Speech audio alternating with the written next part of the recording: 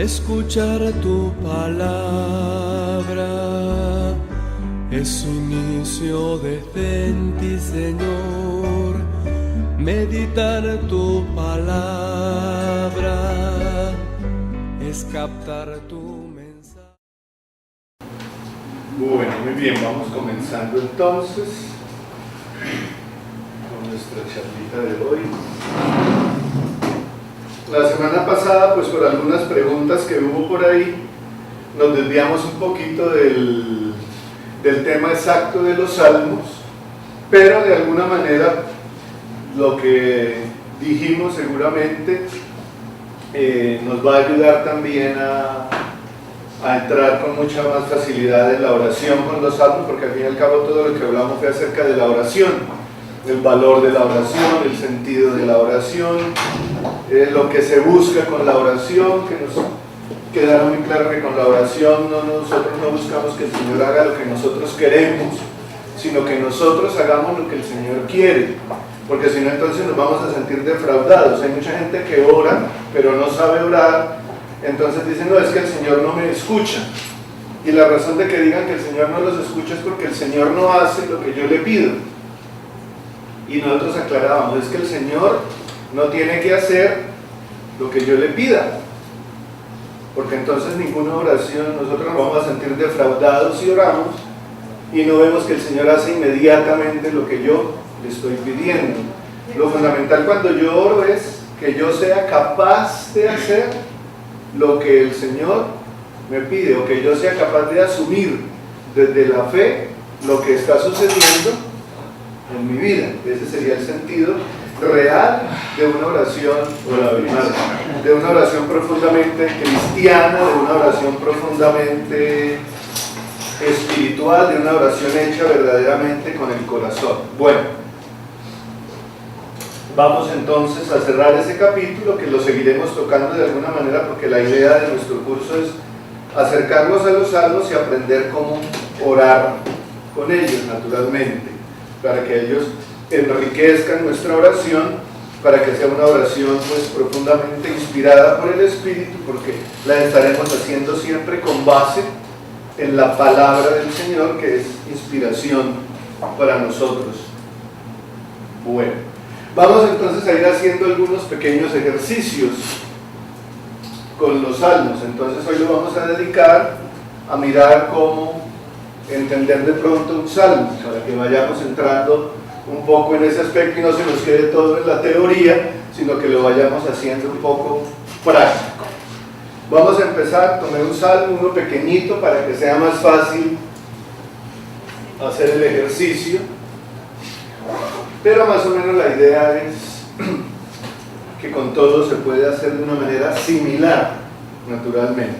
Entonces vamos a tomar este salmo, el 133 o 132, la numeración de los salmos a partir del número 9 cambia. En la liturgia, en los libros de la iglesia que nosotros utilizamos para celebrar la misa, en los leccionarios, los salmos tienen una numeración diferente al de las Biblias normales. A partir del número, hasta el número 9 son iguales, el número 1, 2, 3, 4, 5, 6, 7, 8 y 9. Si lo buscamos en un libro litúrgico de la iglesia, en un leccionario, lo encontramos con el mismo número que lo encontramos en una Biblia de las que tenemos en casa. A partir del número 10 empieza la diferencia de numeración. Eso se debe a las diversas traducciones que tiene la Escritura.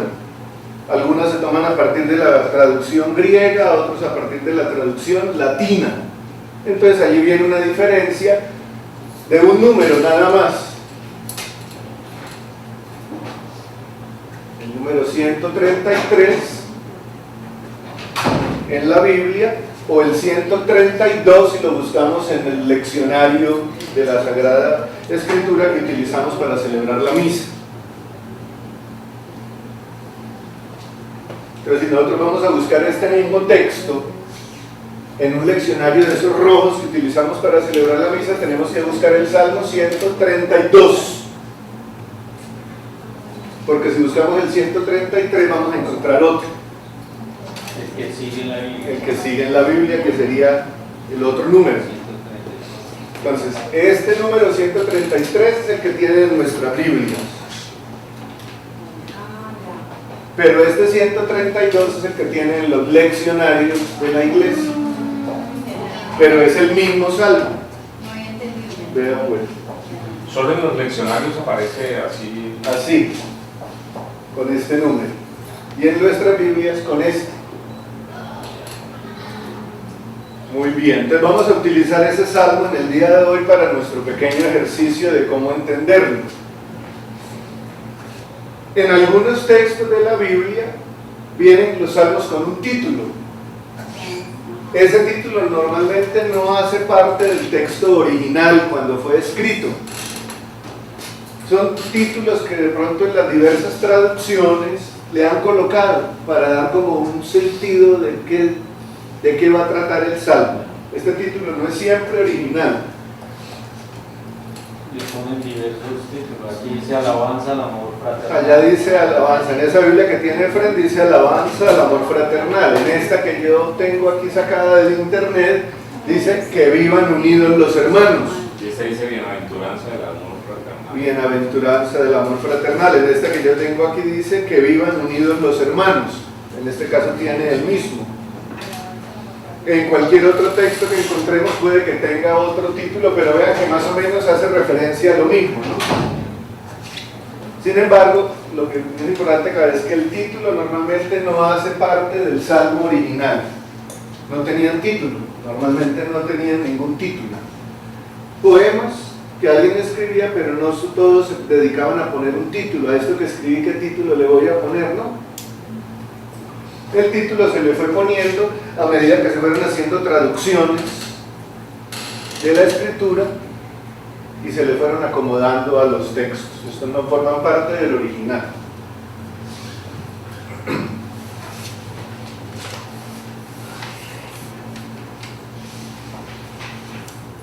Este tipo de títulos, digamos así, esta primera frase, normalmente sí hacía parte del texto.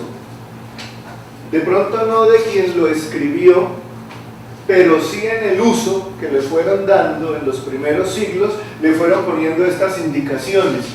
Canto de peregrinación, pues eran salmos y cánticos que se utilizaban cuando iban de marcha hacia el templo o en alguna procesión, entonces utilizaban este tipo de cantos. Como si dijéramos, vamos de paseo, ¿qué vamos a cantar en el bus? Este canto, más o menos esa era la idea. Los iban clasificando. Y los iban clasificando. Unos los utilizaban en el templo, otros cuando iban de camino, otros cuando se iban a alguna actividad, a alguna fiesta particular. Ellos mismos le fueron dando como unas clasificaciones, unos usos. Y como decíamos, en algunos se les pone el autor a quien se atribuyen, en este caso dice de David. Ya dijimos también y ya entendemos, siempre que encontremos en la escritura una indicación del autor, no se refiere a que lo escribió exactamente David, se le atribuye a él. En algunos encontramos que dice de los hijos de Coré, también. Era una familia también a la que se le atribuyen algunos salmos. Bueno. Y ya, ahora sí comienza a partir de aquí el texto del salmo como tal. Esto no haría parte exacta, sino solamente la indicación. El texto comenzaría desde aquí. Entonces dice ahí, qué bueno y agradable es que los hermanos vivan unidos. Es como el óleo perfumado sobre la cabeza que desciende por la barba de Aarón, hasta el borde de sus vestiduras. Es como el rocío del Hermón que cae sobre las montañas de Sión. Allí el Señor da su bendición, la vida para siempre. Ese es el texto del Salmo. Entonces ahí vamos. Para entender el texto de cualquier salmo, o de cualquier texto de la Escritura, en este caso estamos con los salmos, tenemos que acudir primero a aquello que no entendemos. Entonces, esta frase no creo que sea complicada para nadie. Qué bueno y agradable es que los hermanos vivan unidos. Es una frase que cualquiera puede entender. Es el poeta, el cantor, el que está escribiendo el salmo, y cuando nosotros lo estamos diciendo, pues lo hacemos nuestro, estamos diciéndole al Señor que qué bien, qué gusto da vivir en unidad con nuestros hermanos, sea de casa, sea de religión, sea de barrio, sea de labor, ¿no? Aquí tenemos la palabra hermano, naturalmente, en el sentido amplio teológico, ¿no? Los que nos consideramos hijos de un mismo Padre, hermanos en la fe. Entonces esa frase no tiene problema, hasta ahí claro. Ahora viene otra frase, la del versículo 133, todo ese texto de 4 frases que dice: es como el óleo perfumado sobre la cabeza, que desciende por la barba de Aarón hasta el borde de sus vestiduras.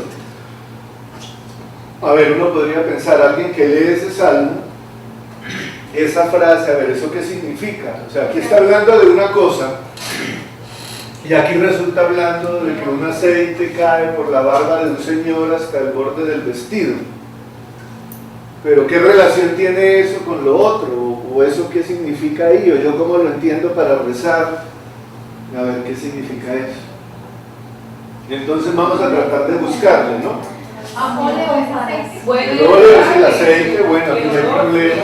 Aceite. Que es agradable, que uno se goza cuando está sintiendo una fragancia deliciosa. El olor del aceite perfumado, pues un olor que se siente agradable.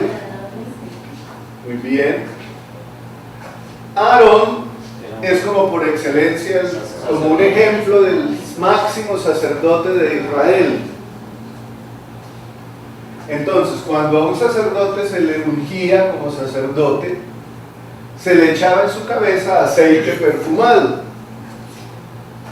Un aceite, que es aceite de olivas, que es el que siempre se ha utilizado en la iglesia para todos los ritos litúrgicos. Aceite de oliva. A ese aceite se le echaba un perfume de los más finos que encontraran en esa época. Entonces, él, como es el ejemplo del sacerdocio, hablan de que el óleo perfumado que desciende por su barba, como se lo echaban en la cabeza, el aceite empezaba a escurrir hasta que le mojaba todo su cuerpo y sus vestidos. Los sacerdotes usaban una túnica blanca, ese era su vestido, una túnica blanca con la cual se vestían para indicar su condición sacerdotal. Por eso dice que baja hasta el borde de sus vestiduras. Muy bien. En la escritura, el aceite es signo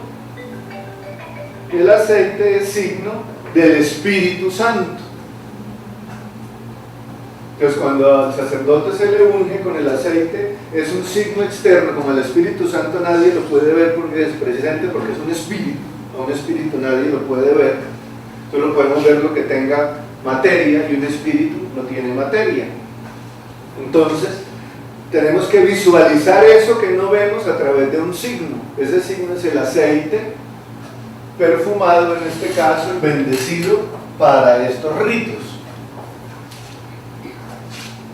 Entonces, el aceite, signo del Espíritu, lo echaban en la cabeza del sacerdote para indicar que el Espíritu descendía sobre él, y así como entraba en su pelo y en su barba y en su vestido y en su cuerpo, así tiene que ser la fuerza del Espíritu que entra en el corazón y en la mente de la persona. Entonces, por eso compara, para que nos demos cuenta que esto por lo que estamos alabando al Señor, qué bueno y agradable es que los hermanos vivan unidos, esa unión y esa comunión de vida solo se puede dar en la medida que el Espíritu del Señor entre en la vida de cada uno de los miembros que conforman esa comunidad, ¿de acuerdo? Entonces ahí está el ejemplo. Por eso nos nombran esto. Es como óleo perfumado sobre la cabeza que desciende por la barba de Aarón hasta el borde de sus vestiduras. El aceite se echaba para que el sacerdote quedara consagrado. Ese signo del aceite que lo mojaba, que lo penetraba. Entonces, hay un elemento allí muy importante, que nosotros entendamos que la comunión de vida entre los miembros de un grupo humano no se da solamente por el esfuerzo humano de las personas que forman parte de ese grupo, sino por la acción del Espíritu del Señor en las personas que forman ese grupo. De manera que nosotros no podemos tener un grupo humano de amistad, de encuentro, de diálogo, donde reine la reconciliación, la alegría, la paz, sea mi familia, sea mi grupo de labores en la universidad, sea mi grupo de vecinos, sea mi grupo de amigos con el que me relaciono. No es solamente porque nosotros hagamos el esfuerzo de querer estar juntos. Esa comunión de vida va a funcionar solamente si cada uno de nosotros permite que la fuerza del Espíritu lo llene y lo haga, ayude y lo haga ser realmente un hombre o una mujer dispuesto al diálogo, al perdón, al encuentro. Solo Él es el que es capaz de construir comunidades de vida, el Espíritu del Señor. Porque si dejamos solo que actúe mi querer, entonces empieza a aparecer mi egoísmo, mi capricho, mi envidia, mi rivalidad, mi deseo de imponer mi voluntad. Entonces necesito dejar que sea el Espíritu el que entre en mí para que esas actitudes negativas vayan saliendo de mi corazón y vayan dejando actuar las actitudes positivas que siembra en mí el Espíritu, que son la bondad, la misericordia, el perdón, la comunicación, el encuentro. ¿De acuerdo? Entonces es por eso, porque a veces nosotros nos hacemos ilusiones con los grupos humanos, ¿no? Entonces el Señor mismo nos revela, sí, los grupos humanos, muy bonito vivir juntos. Qué agradable es vivir todos unidos, claro, a cualquiera le gusta. Pero enseguida el Señor a través de la palabra misma nos aclara cómo es que podemos vivir unidos. Cuando el Espíritu del Señor nos penetra y nos llena, como hace este aceite con el sacerdote, para ser capaz de vivir de esa manera que todos queremos vivir. No basta el esfuerzo humano, necesitamos la fuerza que viene del Señor, si no es imposible. Seguimos con otro ejemplo en el otro versículo. Es como el rocío del Hermón que cae sobre las montañas de Sión. Seguimos llamando, a ver, les dejo la inquietud. ¿Qué es el Hermón y por qué pone ese ejemplo? Ya saben más o menos cómo buscar la comparación. Aquí dice, es tan agradable como la lluvia del norte que cae en el monte Hermón. Y corre a un monte. Y que escurre, cae sobre La montaña de Sion, de Jerusalén. Bueno, entonces dice, es como el rocío del Hermón que cae sobre las montañas de Sión. Muy bien. Hermón, pues es un monte. Como en toda ciudad y país, pues también hay montañas. Estaba el monte Tabor, el monte Hermón, el monte Sión, bueno, muchos montes también. Padre, ¿está haciendo como una comparación? Entonces está haciendo una comparación también, un monte alto que seguramente tenía nieve arriba, y cuando la nieve de esos montes, como de cualquier montaña, se empieza a derretir, empieza a bajar y a caer sobre el monte, sobre las otras montañas más bajas, y empieza a generar corrientes de agua. Muy bien. Entonces es también una comparación para referirse a lo primero. Miren que aquí dice, es como, está comparando esto con esto. Ahora vuelve y dice, es como, otra vez está comparando, es como el rocío del Hermón que cae sobre las montañas de Sión. Es decir, ese rocío que empieza a caer de la montaña, se empieza a fecundar la tierra. Estamos hablando de la tierra de Jerusalén, del país de Palestina, que era una tierra muy desértica, y lo sigue siendo, muy árida.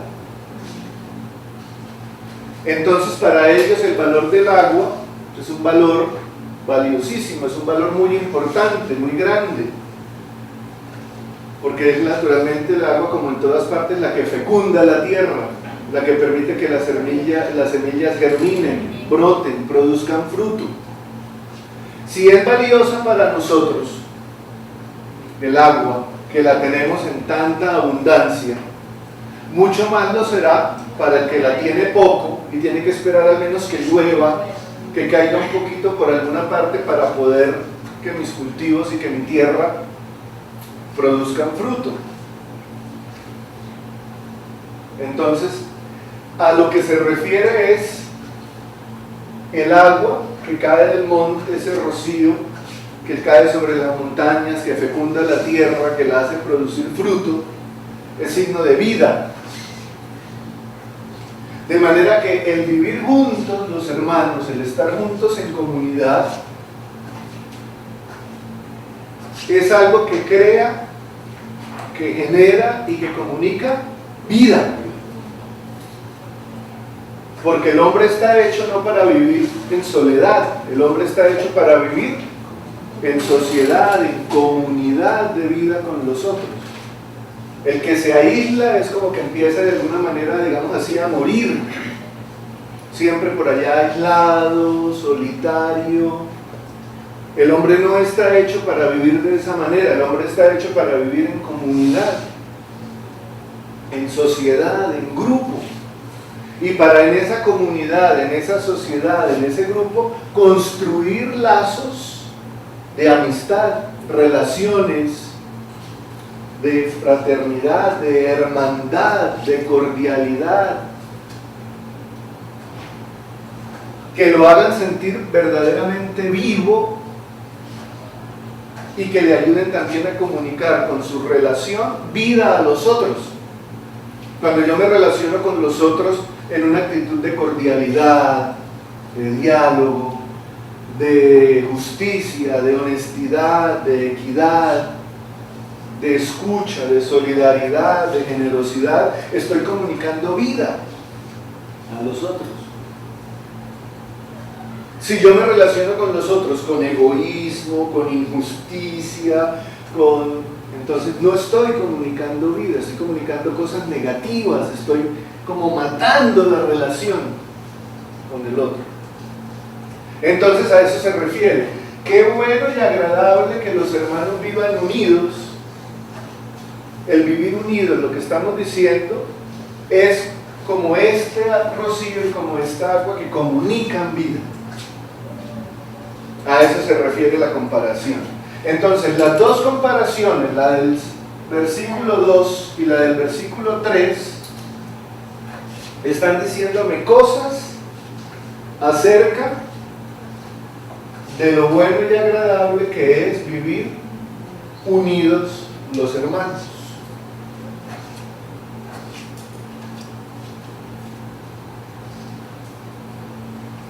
Ya luego termina con una bendición, con una especie de acción de gracias, con una especie de profecía. Entonces dice, allí el Señor da su bendición y la vida para siempre. Es decir, el Señor ve con agrado, bendice esa comunidad que está dispuesta a dejarse llenar por el Espíritu y que está dispuesta a vivir con relaciones de vida, de cordialidad, de amabilidad. Allí el Señor da su bendición y la vida para siempre.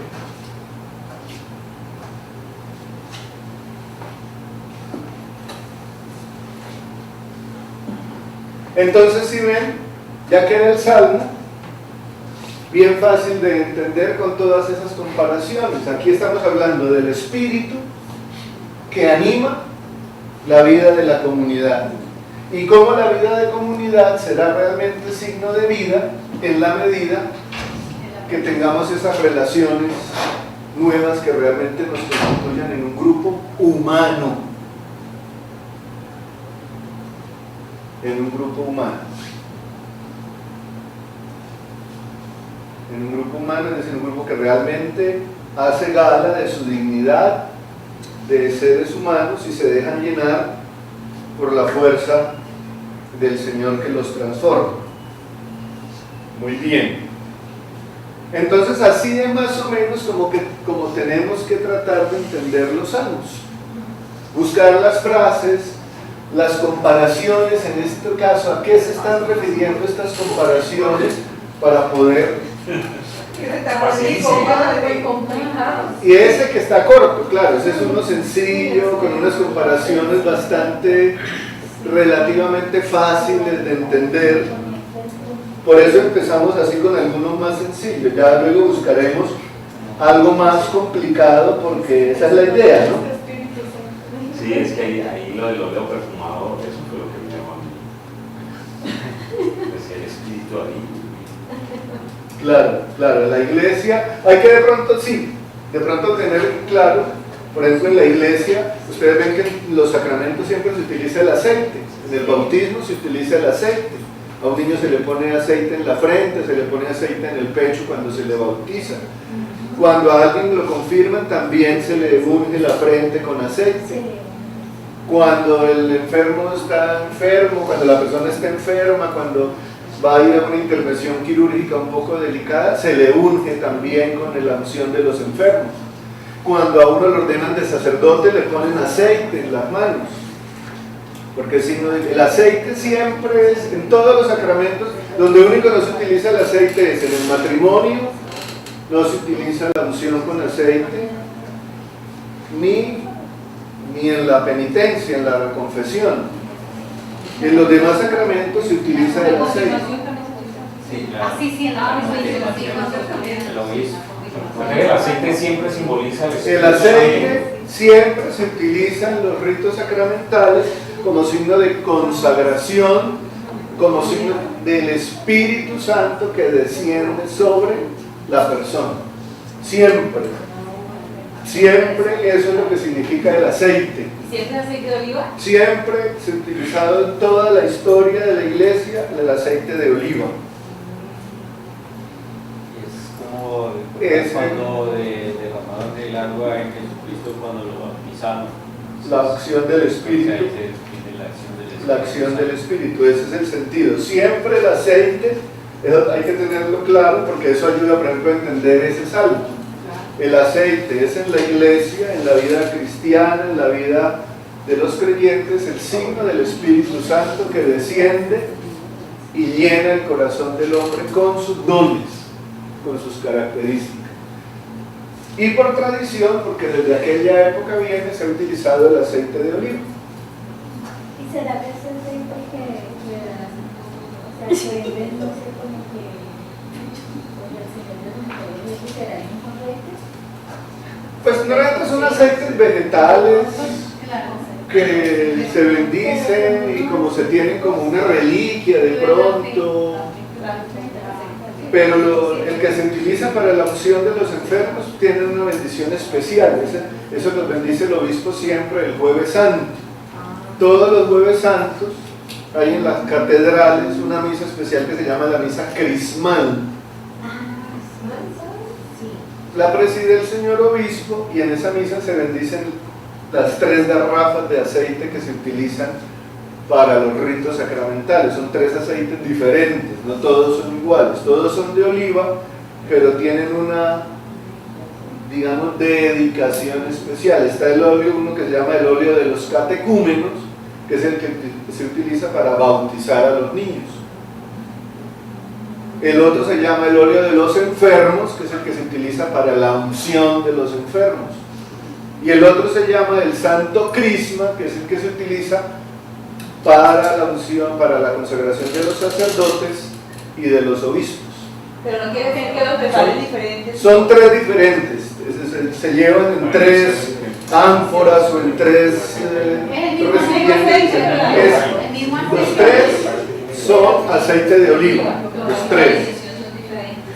Al óleo de los catecúmenos, de pronto por diferenciarlo se le pone alguna fragancia, al de los enfermos otra, pero el más importante, el más oloroso, el más agradable por el perfume más fino que se le pone es el santo crisma, que es el que se le pone a los sacerdotes.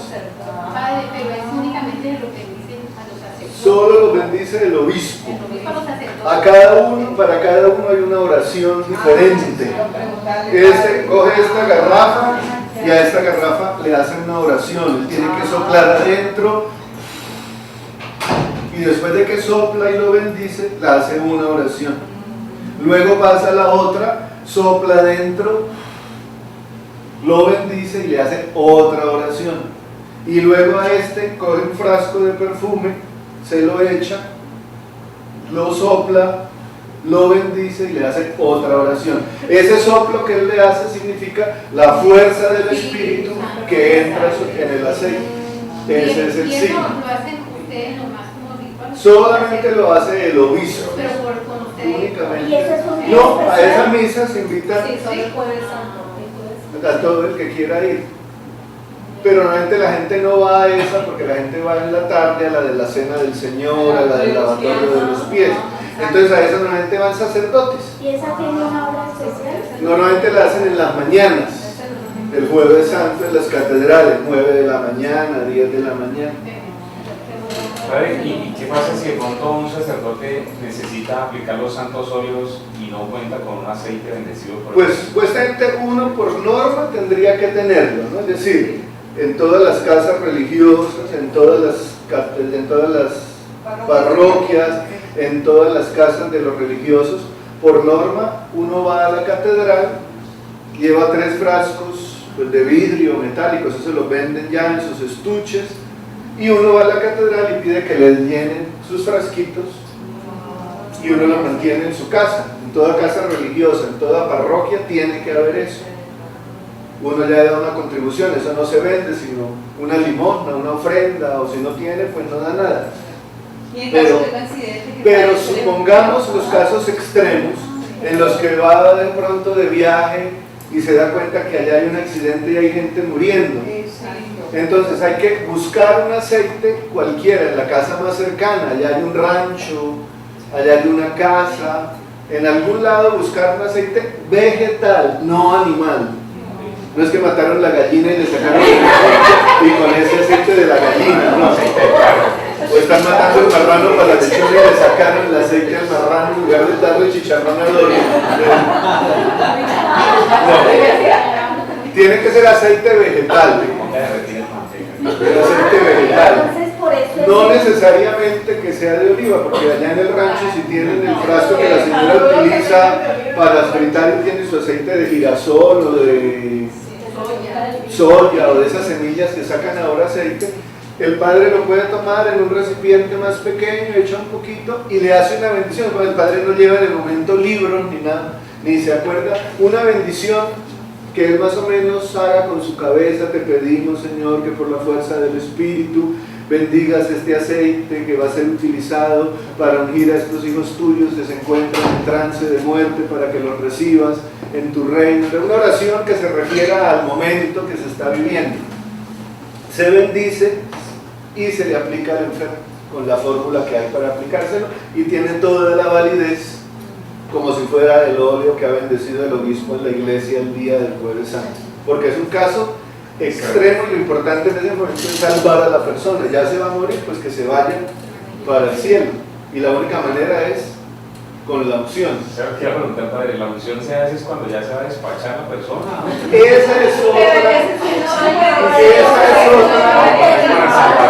Esa es otro sentido que ha cambiado en el sacramento. Hasta hace unos años, por allá por la época del Concilio Vaticano II, hasta los años 60, 70, a ese sacramento se le llamaba el sacramento de la extrema unción. Y entonces se consideraba que solamente era para el que ya estaba en trance de muerte, punto. Luego, con todas las reformas que tuvo la Iglesia después del Concilio Vaticano, la reforma de los libros sacramentales, la reforma de la liturgia, todas las reformas que ha venido viviendo a lo largo de la historia, el sacramento se le cambió ese nombre de extrema unción y se le puso el nombre de sacramento de la unción de los enfermos. Entonces ya el sentido es para ungir a la persona que se encuentra enferma, para la persona que se encuentra de pronto los muy ancianos, a una persona muy anciana que viva en la casa, si quiere que el sacerdote la vaya a ungir, se puede, no hay ninguna, porque el sacramento se puede repetir cuantas veces sea necesario. Una persona que va a ser intervenida quirúrgicamente y quiere antes de entrar a la operación, antes de ir a la parroquia, padre, yo voy a tener una operación, una intervención quirúrgica, me gustaría antes de eso pues que usted me dé el sacramento de la unción. Padre, Perfectamente. ¿lo liberan de los pecados? Claro, el sacramento contiene, por eso solamente lo puede aplicar el sacerdote. Nadie más puede aplicar la unción de los enfermos sino el sacerdote, porque el sacramento incluye el perdón de los pecados. Así la persona no se confiese. Así la persona no se confiese verbalmente, el sacramento incluye el perdón de los pecados y por eso solo lo puede aplicar el sacerdote. Entonces, para enfermos, para ancianos, para personas que van a tener una intervención quirúrgica, no necesariamente en el trance de muerte. Eso cambió ya totalmente. Sí, Cecilia. Solamente en esos casos. En esos casos, personas que tengan alguna enfermedad continua grave, por ejemplo, un cáncer, una persona que viva continuamente muy delicada de salud y que la vida pues está de pronto en riesgo, pero no necesariamente que se esté muriendo. No necesariamente, porque el sacramento incluye el perdón de los pecados, pero la fortaleza espiritual para la persona en su enfermedad, para que sea capaz de vivir con serenidad, con paz, con normalidad a pesar de su enfermedad. Yo tengo una experiencia de mi mejor amiga de barrio, el esposo de ella lo habían desahuciado. Y yo llevé al padre Gustavo de mi parroquia, y oramos y le hicimos todo de la unción, que lo habían desahuciado y sobrevivió. Sí, en algunas ocasiones son casos, pues, como uno dice, el Señor actúa como quiere y cuando quiere y está fuera de cualquier parámetro nuestro. El sacramento también puede ayudar a la salud física, no solo a la salud espiritual. Hay personas que están muy enfermitas, van y los ungen y más rápido se mueren. Pero Más rápido se mueren. Entonces, como que eso de alguna manera como que les da la paz y la serenidad necesaria que no encontraban para poderse morir.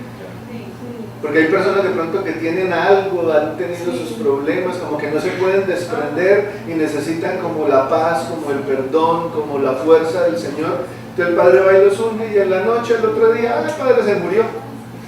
Porque necesitan también esa fuerza y esa paz para morirse. Sí, ella salió llorando de cuidados intensivos. Ella llegó y me dio la noticia y todo, y yo, padre, para, como dice país, para nosotros fuimos y estaba con todos los preparados y oramos.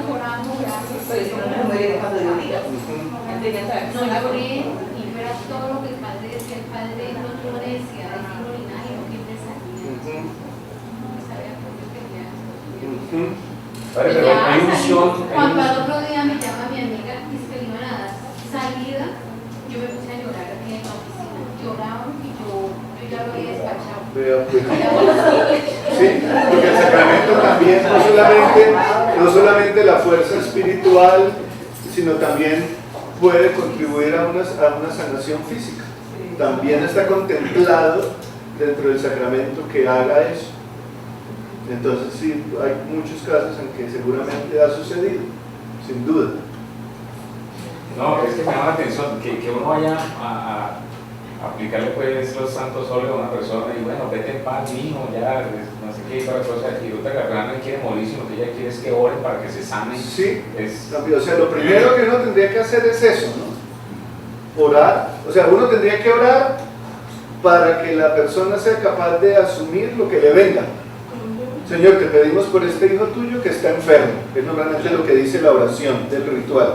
Señor, te pedimos por este hijo tuyo que está enfermo, para que lo llenes de tu fuerza, para que lo llenes de tu espíritu, para que le des la salud física y la salvación eterna. Uno pide por todo, el Señor verá de todo eso que uno le pide que hace. Claro, pero todo entra dentro de la oración, porque el sacramento incluye la salud total de la persona, la física y la espiritual. Indudablemente, no se puede descartar ninguna de las dos. Muy bien, entonces, por hoy terminado. Vea que nos desviamos otra vez, pero son cosas importantes de cultura general religiosa que es bueno tener claro. Bueno, para la próxima semana, ya tienen ustedes la experiencia que hicimos con este salmo pequeñito. Tarea. Entonces la tarea, tienen que buscar un salmo de esos que ustedes dicen, uy, este salmo tan difícil, no lo entiendo.